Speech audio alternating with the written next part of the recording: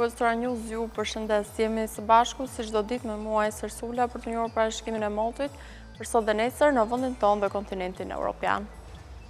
Europa veriore dhe veri perëndimore paraqiten me stuhi ere dhe reshje intensive në ishujt britanik, gadishullin skandinav dhe pjesën e Baltikut, ndërsa Ballkani, gadishulli iberik dhe pjesa e Europës lindore do të paraqiten me mot të shndrueshëm dhe kthjellime. Jemi tani me kushtet e motit për sa i përket vendit tonë. Sipas Meteoalp, paraditja paraqitet me kthjellime, ndërsa pasditja sjell vranësira dhe mundësi për reshje të pakta, kryesisht në veri të vendit edhe në qendër të territorit shqiptar.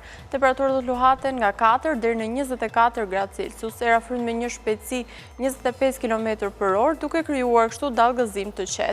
Jemi tani me kushtet e motit për sa i përket rënit e Europës për ditën e nesërme. Europa veriore dhe pjesa qendrore e saj do të priten me vranësira dhe reshje shiu dhe stuhi ere, ndërsa gadishulli iberik, Apenin, pjesa e Ballkanit, brigjet e Turqisë do të priten me mot të kthjellët dhe të ngrohtë.